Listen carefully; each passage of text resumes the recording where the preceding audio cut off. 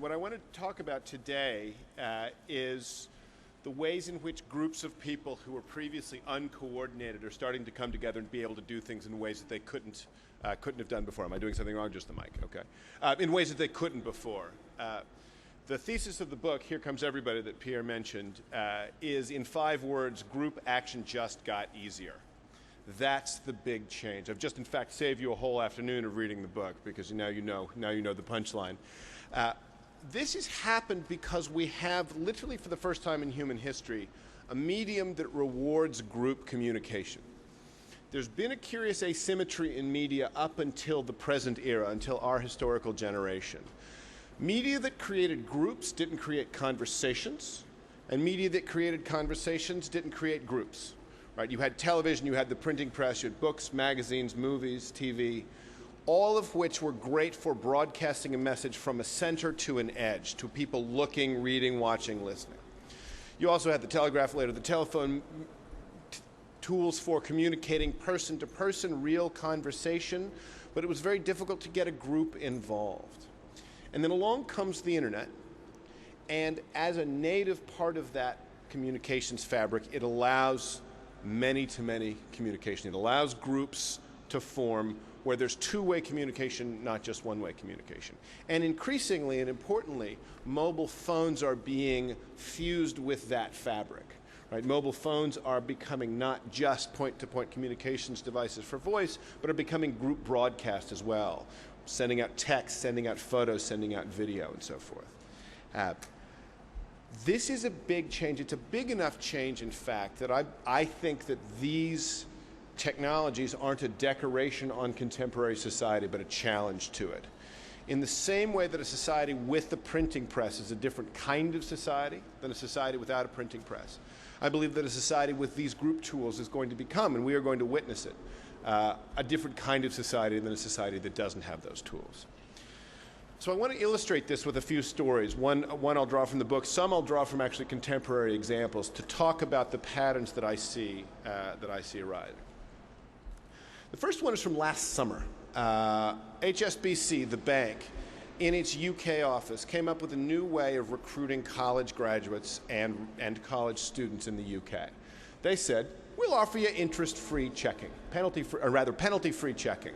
So if you have an overdraft, you owe us the money back, but we're not going to charge you anything extra. Right now, this is an attractive offer, so they get thousands of college students signing up.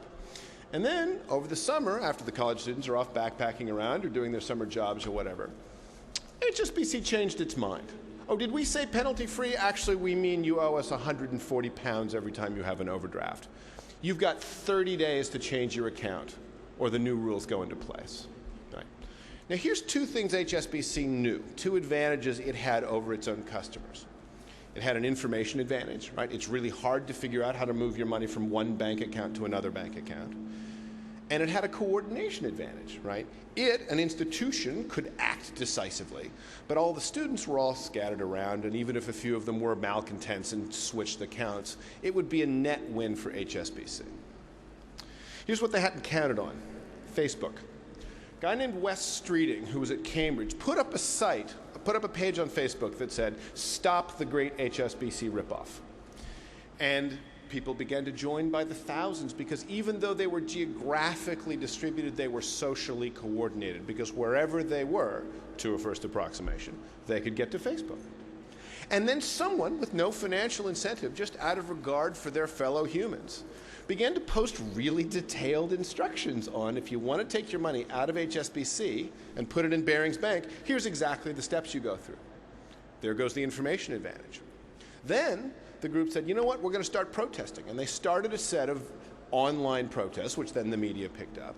And suddenly, there goes the coordination advantage. And then they said, you know what, we're all going to be back to school in September. Let's just go down to London and we'll have a real-world protest right in front of the HSBC headquarters in the city. And that protest never happened because by that time HSBC caved. They said, oh, wait, did we say £140? We meant 0 penalty. Yeah, no, that's fine. And they sent their PR person, one of the epic statements in all of PR, they sent their PR person to go out and say, oh, well, we're a customer service organization, right? We certainly wouldn't want to do this if it was going to upset anybody. And somehow this person managed to say it with a straight face, which is why they were in PR.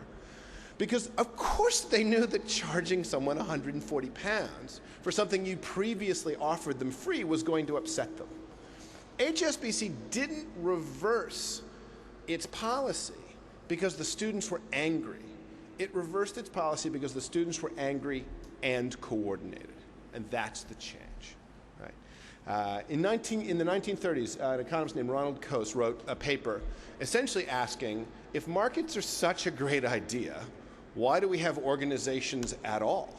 Right? Why can't everybody contract for everything all the time in an open market? Right?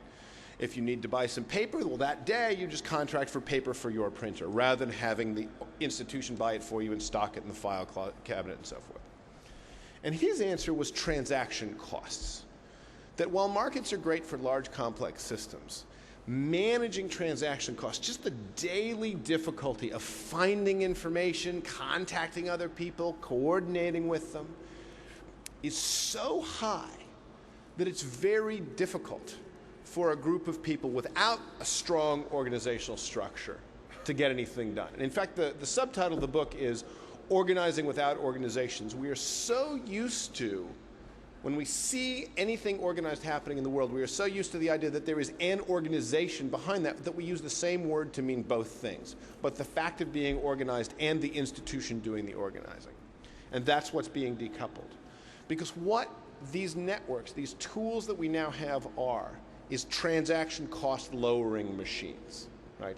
They make it much, much easier to find information, to find people, to talk to them, to have a persistent conversation, to create something of value, to share it with others in every step, right, of social life. The internet extends both the radius and half-life of otherwise uncoordinated human action. And when it does that, things that were previously impossible become possible. Things that the environment previously locked us out of are now starting to happen. Second example, in Palermo in 2004, an anonymous group went around stickering the town with a set of stickers that said, an entire people that pays the Pizzo, that pays payment money to the mafia. A people that pays the Pizzo is a people without dignity. #1 news story the next day. Front page of every newspaper, top of the hour on radio and television. And what the people doing that work saw is that the media that they had created, these stickers that they'd put around town, had created this much larger movement of media. They'd used a small amount of media to create a much larger awareness of the problem. But over time, they realized that that wasn't enough, right? That although it was somewhat helpful to have there be a more public conversation about the mafia, it wasn't exactly a secret that there was a drag on the local economy because of people being forced to pay payment money. And then they realized that they didn't just have to use the media to get the message out. They could actually use media to change the situation. So they put up a site called Addio Pizzo, goodbye to the payment money. And they allowed businesses to come in and stand up together to defy the mafia. Right? You can imagine what would happen if one business person stood up and said, I'm done. I'm not paying this anymore. Right? It happened a few times in the 90s. The business was invariably destroyed. In some cases, the person defying the mafia was killed. But when a whole group stands up at the same time, it's hard to figure out who to make an example of. And remarkably, between 2006 and now, no one has been killed. Right? It has, at least for the moment, disabled the mafia's most murderous impulses because now they're attacking a coordinated group and the threat of retaliation is much higher than if they pick off individuals one at a time. And then the Addio Pizzo people realized there is another distributed group here that is even larger that we could also coordinate, and that's the citizens. Right? They're the people ultimately suffering from the drag on the economy. And so they put up on their site a search engine that said if you are in Palermo and you only want to patronize businesses that are defying the mafia, that are saying we are going to shake off this weight on the economy, we'll show you how to find them. So suddenly they create a virtuous circle of reward between consumers and businesses. And consumers are even harder to coordinate because they are even more distributed and have even less power. Then they realized they could go to the consumers more directly, and they started taking credit card donations. They even put up a form showing you how to fill out your Italian tax returns so that you could make a non-for-profit donation to Addio Pizzo directly. Right? And this ability to take a group of people and coordinate them in a way that they can take action together around shared opportunities or against shared difficulties is one of the novelties of our historical generation. Media has been historically a source of information. That's what we regarded its function as doing. We go to the media, we watch the news, we listen to the news, what have you, to understand what's going on. Media is being moved from being a source of information to being a site of action. Right? That every URL, every web page is a latent community. There is a possibility, not just in saying what's on this web page is valuable for you to read or watch or listen to, but also saying we could put you in touch with the other people reading this web page, and perhaps you could do something together. And certainly in the case of the people in Palermo, right? Anybody going in and being interested in a group trying to shake off the shackles of the mafia is going to take on increasing power if they're coordinated with one another. William James, the American philosopher, once said, "Thinking is for doing," by which he meant we don't have brains to give us access to abstract cogitation. We have brains to help us figure out what to do next. That's what the brain is evolved to do. Something analogous is happening to media today in the move from being a source of information to being a site of action. People are building their own media outlets which have both functions, right? Explaining what's going on and giving people an opportunity to come together and to do something about it. The third example I want to use is around reaction after a disaster. Right? Up until last week, the canonical story was the Indian Ocean tsunami. And it's a story I tell in the book. But if I were rewriting the book today, I would use the earthquake in China. Within moments of that quake striking, right, people were communicating all over the world about it. They were communicating over instant messages, over the phone, over SMS, every medium. They were putting up blog posts. The Wikipedia page was immediately created and was edited hundreds of times in a matter of hours. The Chinese internet service QQ was distributing photographs and video. Google Maps were being pressed into service, some of them just showing where the epicenter was, but some of them with overlays saying this is the affected nearby towns. And the awareness of the quake rippled through the global network so quickly that it beat the US government's own geologic reporting service by several minutes. Right. It is now, there, even more than during the Indian Ocean tsunami, there is a group of people awake somewhere in the world and tied into this communication network round the clock. And when something big happens, it ripples very quickly. And the availability of not just media, but the availability of information about what to do travels as quickly. It wasn't just there was an earthquake in China, and it was here, and here's a map, and here's a video image, and here's a photo, and here's a first-person account that I used Google to translate from Chinese into English. It was also, here's where you donate money. If you're nearby, here's where you donate blood. If you know people, here's how you contact them, right? The diaspora and return of Chinese graduate students in this country has created a much stronger communications platform between the two countries than I think the leaders of either country understand.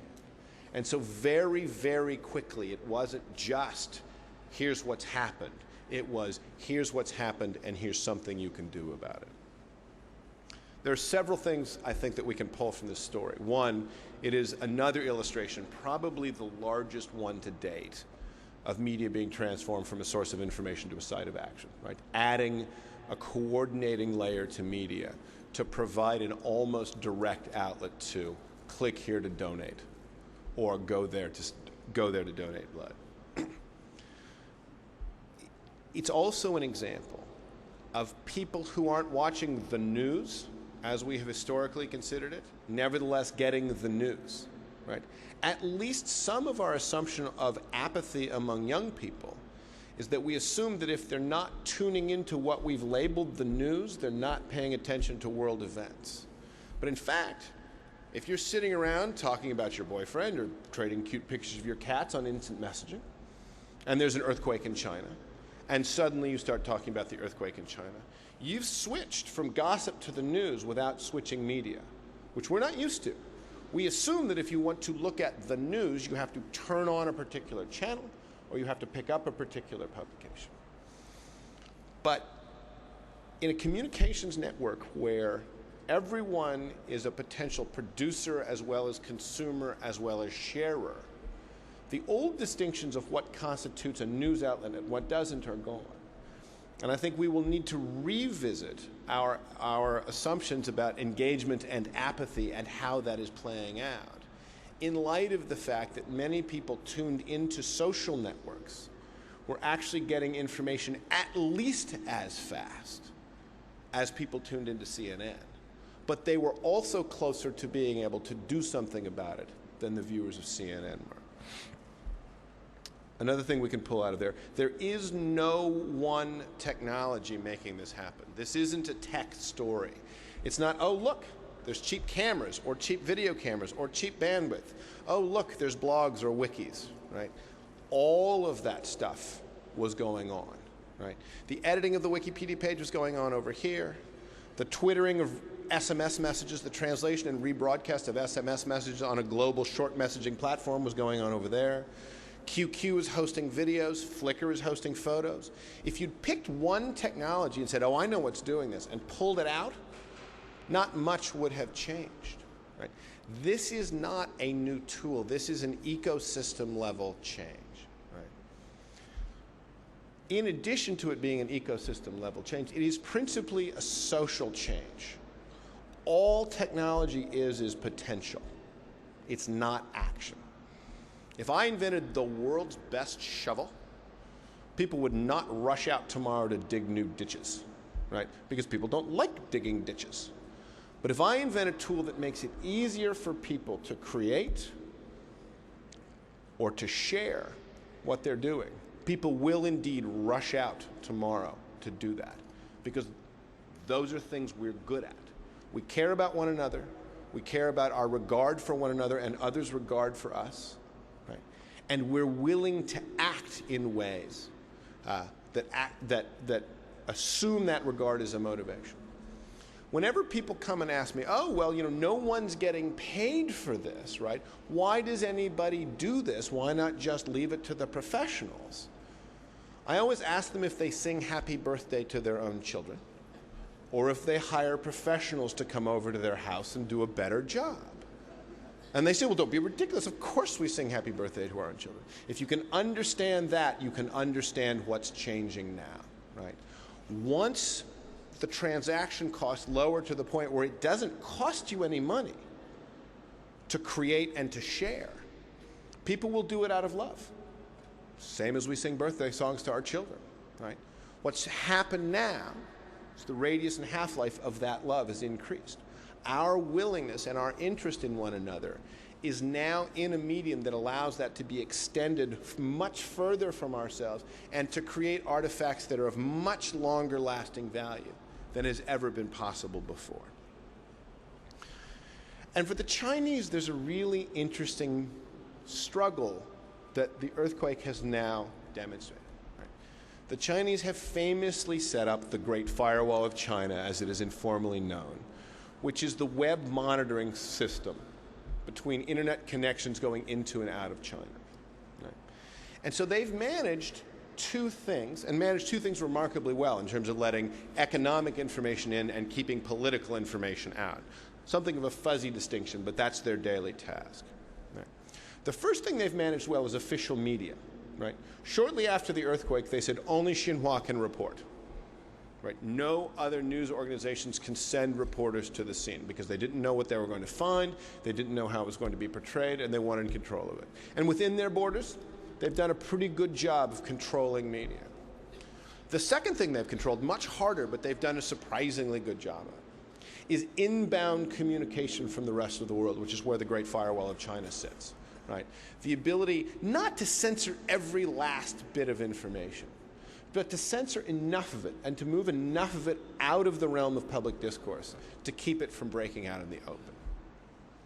What the earthquake has demonstrated is the third set of eras, as it were, which is their own citizens talking back to the rest of the world. Right? That's a much harder challenge, because to manage that in the same way that they've managed official media and inbound connection, they're going to start having to take productive capacity out of the hands of their own citizens. Now, I'm not enough of a sinologist to know where this debate will fall in the end, but I do know that as of this week, they've banned the publishing of maps on a website without a license. So everything that Google Maps has made possible, all of the maps that people threw up about the earthquake from within the country are now illegal unless you have explicit permission from the government. So they are at least willing to try to take productive capabilities out of the hands of their own citizens now that they see the threat of this kind of communication arising. But that is going to be the hardest challenge for them of all, because these media produce, as I said, three kinds of eras. Right? You can use the web to talk from your position to the rest of the world. Everybody gets that, right? This is my website. People come here to read what I have to say. I'm talking to you. You can use it to let people talk back, right? Now they're sending me something. They're commenting on my site, or they're sending me mail. They're sending me an instant message. They're sending me a photo. And so what was previously a broadcast medium now becomes two-way. And most institutions have taken that on board. But the third set of eras, which is my audience talking directly to one another, that's a big change. I'll illustrate that with another smaller story, now very far from the world of geopolitics and into the world of media. You may remember when Oprah got called to task because of James Fry. James Fry had written a memoir that turned out not to be from memory so much as imagination, called A Million Little Pieces. And Oprah went on TV and she said, oh, look, the guy just, everything for public consumption's a little bit gussied up. He just went a little further than most, no harm, no foul. Her audience did not want to hear that.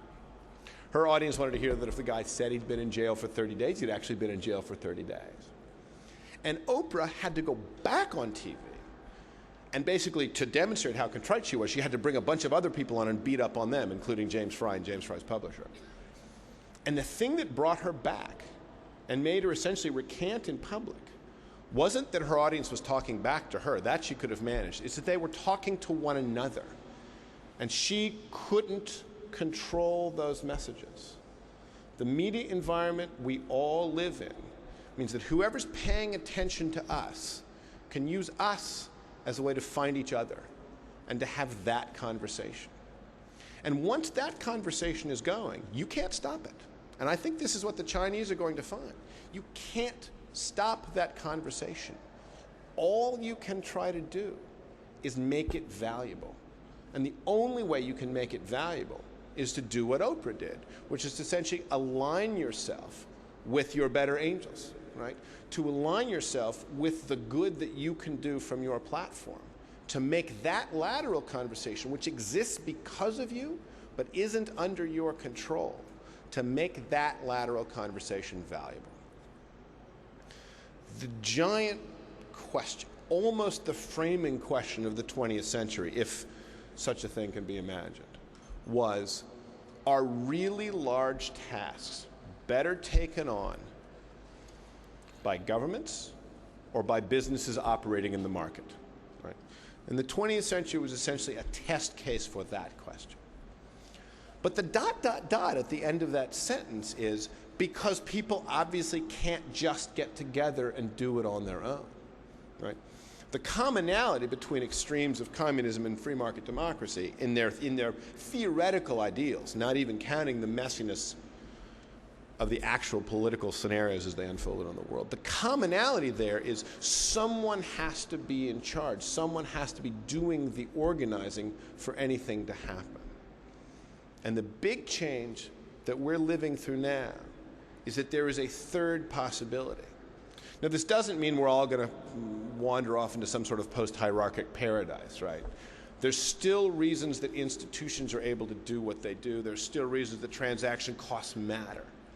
What it does mean is that the institutional monopoly on collective action is over.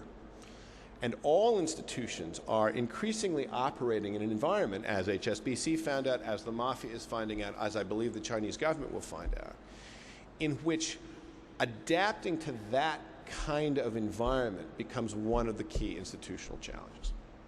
Thank you very much.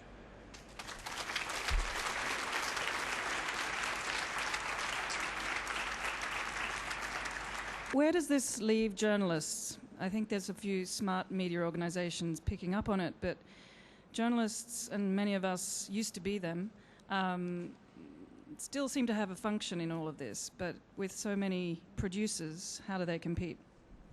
Those institutional structures, because exactly of the plethora of producers, are under great pressure.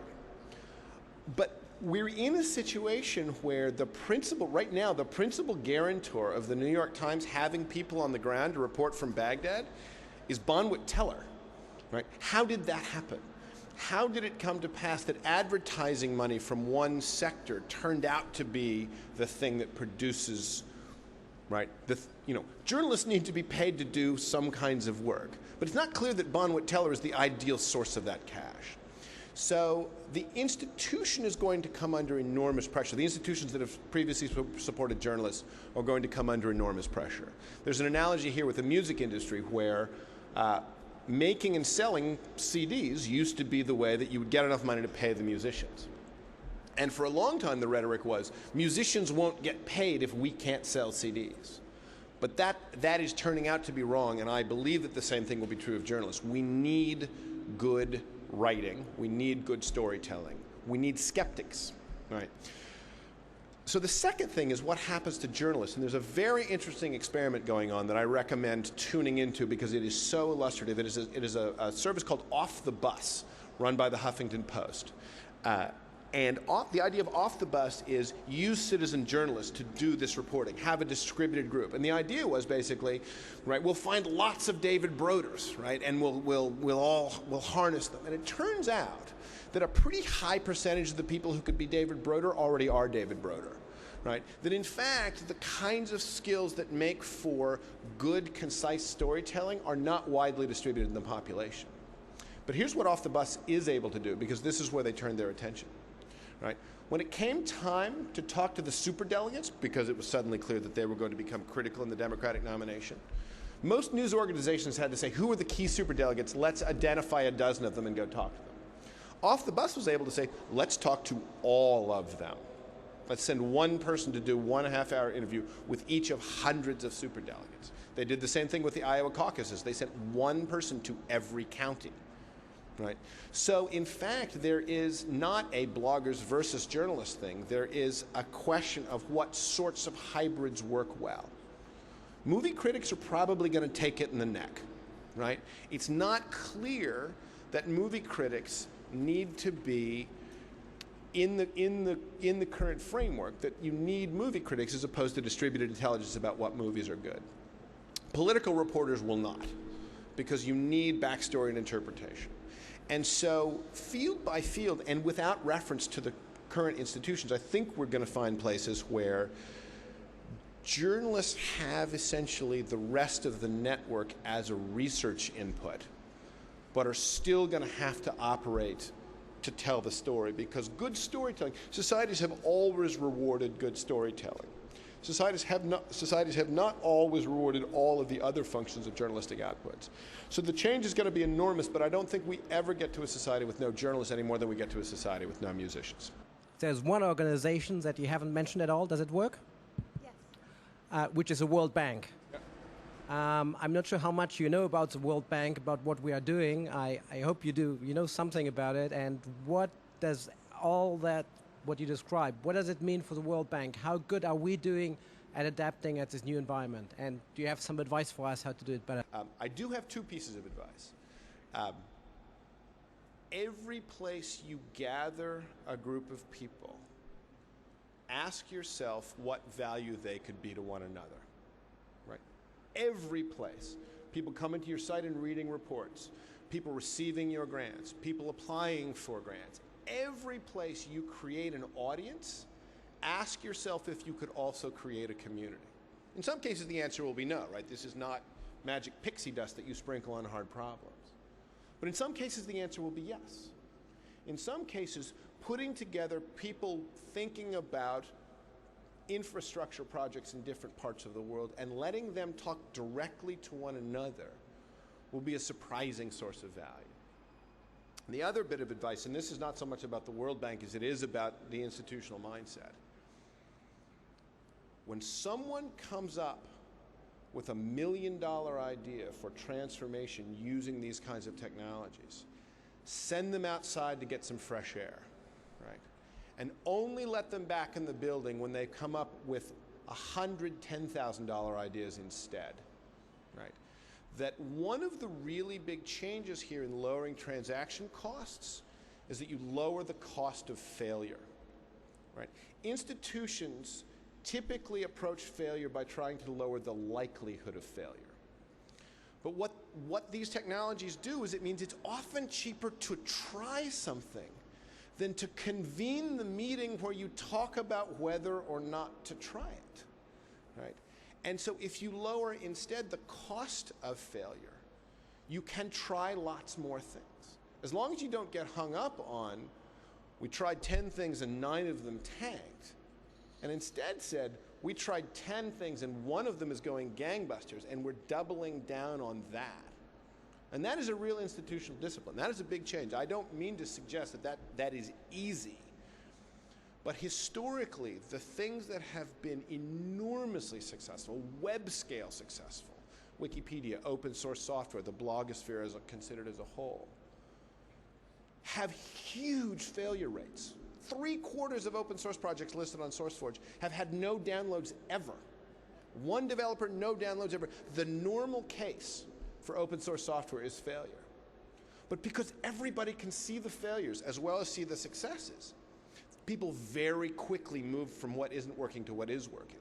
And the open source ecosystem as a whole is enormously successful, not despite the failures, but because of it. So that I think, that appetite for lots of small-scale experimentation and continuous learning, as opposed to here is our 2-year effort and the road plan and the budget, is the way that organizations have typically figured out what works.